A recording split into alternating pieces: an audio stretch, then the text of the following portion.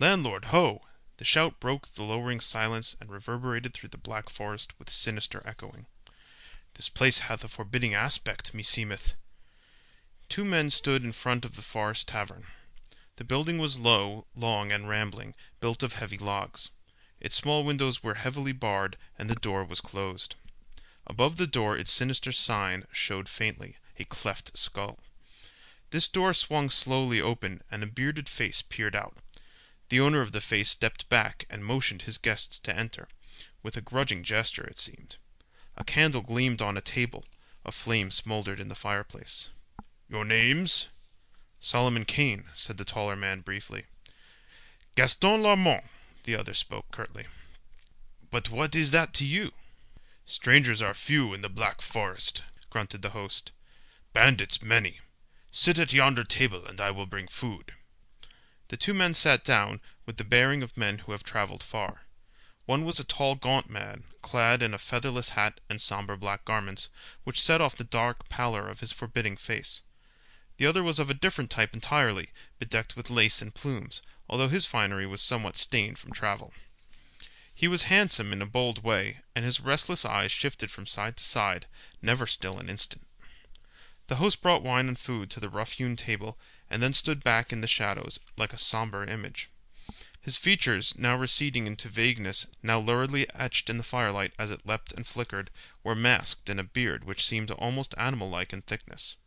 A great nose curved above this beard, and two small red eyes stared unblinkingly at his guests. "Who are you?" suddenly asked the younger man. "I am the host of the Cleft Skull Tavern," sullenly replied the other. His tone seemed to challenge his questioner to ask further. "Do you have many guests?" Larmont pursued. "Few come twice," the host grunted. Kane started and glanced up straight into those small red eyes, as if he sought for some hidden meaning in the host's words. The flaming eyes seemed to dilate, then dropped sullenly before the Englishman's cold stare. "I'm for bed," said Kane abruptly, bringing his meal to a close. "I must take up my journey by daylight." "And I," added the Frenchman. "Host, show us to our chambers." Black shadows wavered on the wall as the two followed their silent host down a long, dark hall. The stocky, broad body of their guide seemed to grow and expand in the light of the small candle which he carried, throwing a long, grim shadow behind him. At a certain door he halted, indicating that they were to sleep there. They entered. The host lit a candle with the one he carried, then lurched back the way he had come. In the chamber the two men glanced at each other. The only furnishings of the room were a couple of bunks, a chair or two, and a heavy table. "Let us see if there be any way to make fast the door," said Kane. "I like not the looks of mine host."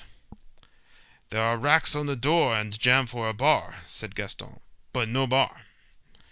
"We might break up the table and use its pieces for a bar," mused Kane. "Mon Dieu," said Larmont, "you are timorous, monsieur." Kane scowled. "I like not being murdered in my sleep," he answered gruffly. "My faith," the Frenchman laughed, "we are chance met. Until I overtook you on the forest road an hour before sunset, we had never seen each other." "I have seen you somewhere before," answered Kane, "though I cannot now recall where. As for the other, I assume every man is an honest fellow, until he shows me he is a rogue. Moreover, I am a light sleeper, and slumber with a pistol at hand." The Frenchman laughed. "I was wondering how monsieur could bring himself to sleep in the room with a stranger. Ha ha! All right, monsieur Englishman. Let us go forth and take a bar from one of the other rooms." Taking the candle with them, they went into the corridor. Utter silence reigned, and the small candle twinkled redly and evilly in the thick darkness. "Mine host hath neither guests nor servants," muttered Solomon Kane. "A strange tavern. What is the name now? These German words come not easily to me. The Cleft Skull? A bloody name, i' faith." They tried the rooms next to theirs, but no bar rewarded their search. At last they came to the last room at the end of the corridor. They entered. It was furnished like the rest, except that the door was provided with a small barred opening, and fastened from the outside with a heavy bolt, which was secured at one end to the door jamb. They raised the bolt and looked in. "There should be an outer window, but there is not," muttered Kane. "Look!" The floor was stained darkly. The walls and the one bunk were hacked in places, great splinters having been torn away. "Men have died in here," said Kane somberly. Is yonder not a bar fixed in the wall?" "Ay, but 'tis made fast," said the Frenchman, tugging at it. "The—" A section of the wall swung back, and Gaston gave a quick exclamation. A small secret room was revealed, and the two men bent over the grisly thing that lay upon its floor. "The skeleton of a man," said Gaston. "And behold how his bony leg is shackled to the floor. He was imprisoned here and died." "Nay," said Cain, "the skull is cleft. Methinks mine host had a grim reason for the name of his hellish tavern. This man, like us, was no doubt a wanderer who fell into the fiend's hands." "Likely," said Gaston without interest. He was engaged in idly working the great iron ring from the skeleton's leg bones. Failing in this, he drew his sword, and with an exhibition of remarkable strength, cut the chain which joined the ring on the leg to a ring set deep in the log floor. "Why should he shackle a skeleton to the floor?" mused the Frenchman. "Morbleu, 'tis a waste of good chain. Now, monsieur," he ironically addressed the white heap of bones, I have freed you, and you may go where you like." "Have done." Cain's voice was deep. "No good will come of mocking the dead." "The dead should defend themselves," laughed Laurent. "Somehow I will slay the man who kills me, though my corpse climb up 40 fathoms of ocean to do it." Cain turned toward the outer door, closing the door of the secret room behind him. He liked not this talk which smacked of demonry and witchcraft, and he was in haste to face the host with the charge of his guilt. As he turned, with his back to the Frenchman, he felt the touch of cold steel against his neck, and knew that a pistol muzzle was pressed close beneath the base of his brain. "Move not, monsieur," the voice was low and silky. "Move not, or I will scatter your few brains over the room." The Puritan, raging inwardly, stood with his hands in the air, while Laurent slipped his pistols and sword from their sheaths. "Now you can turn," said Gaston, stepping back. Cain bent a grim eye on the dapper fellow, who stood bareheaded now, hat in one hand, the other hand leveling his long pistol. "Gaston the butcher," said the Englishman somberly. "Fool that I was to trust a Frenchman! You range far, murderer. I remember you now, with that cursed great hat off. I saw you in Calais some years agone." "Ay, and now you will see me never again." "What was that?" "Rats exploring yon skeleton," said Cain, watching the bandit like a hawk, waiting for a single slight wavering of that black gun muzzle. The sound was of the rattle of bones. "Like enough," returned the other. "Now, Monsieur Cain, I know you carry considerable money on your person. I had thought to wait until you slept and then slay you, but the opportunity presented itself, and I took it. You trick easily." "I had little thought that I should fear a man with whom I had broken bread," said Cain, a deep timbre of slow fury sounding in his voice. The bandit laughed cynically. His eyes narrowed as he began to back slowly toward the outer door. Cain's sinews tensed involuntarily. He gathered himself like a giant wolf about to launch himself in a death leap, but Gaston's hand was like a rock, and the pistol never trembled. "We will have no death plunges after the shot," said Gaston. "Stand still, monsieur. I have seen men killed by dying men, and I wish to have distance enough between us to preclude that possibility. My faith, I will shoot, you will roar and charge, but you will die before you reach me with your bare hands. And mine host will have another skeleton in his secret niche. That is, if I do not kill him myself. The fool knows me not, nor I him. Moreover—" The Frenchman was in the doorway now, sighting along the barrel.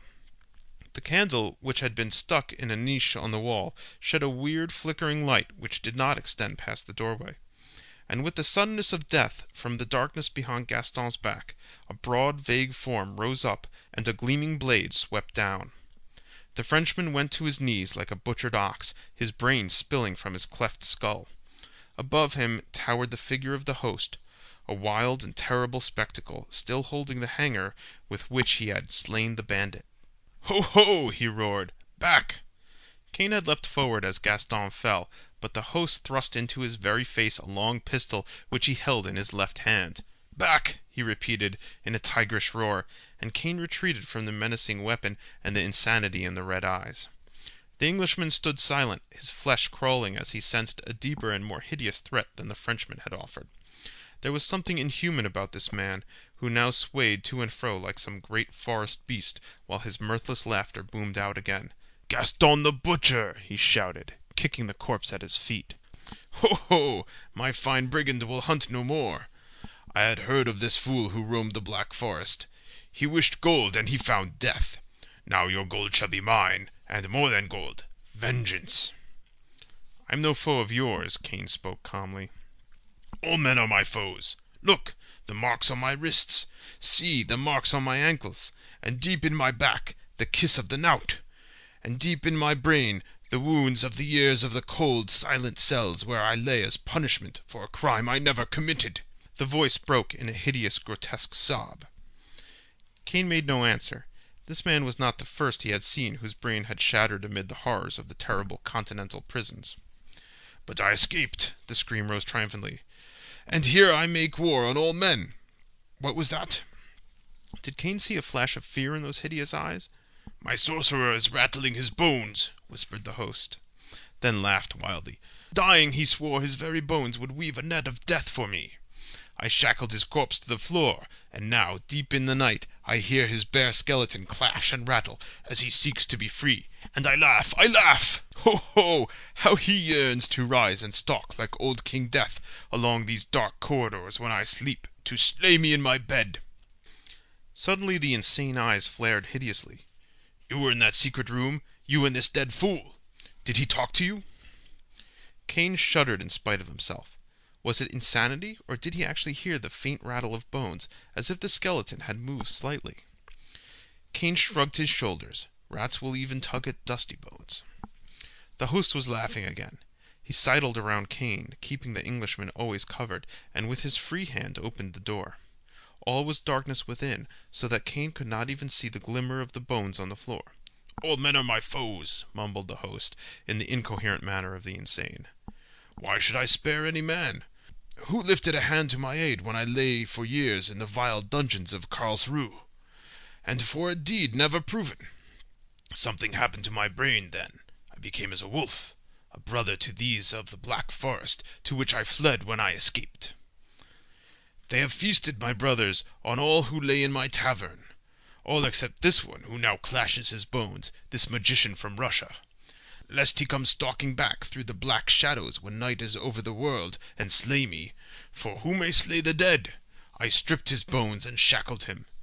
His sorcery was not powerful enough to save him from me, but all men know that a dead magician is more evil than a living one. Move not, Englishman. Your bones I shall leave in this secret room beside this one, to—" The maniac was standing partly in the doorway of the secret room now, his weapon still menacing Kane. Suddenly he seemed to topple backward, and vanished in the darkness, and at the same instant a vagrant gust of wind swept down the outer corridor and slammed the door shut behind him. The candle in the wall flickered and went out. Kane's groping hands, sweeping over the floor, found a pistol, and he straightened, facing the door where the maniac had vanished.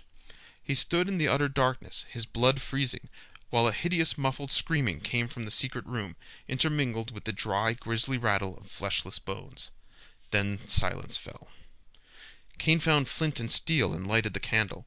Then, holding it in one hand and the pistol in the other, he opened the secret door. "Great God!" he muttered, as cold sweat formed on his body. "This thing is beyond all reason, yet with mine own eyes I see it.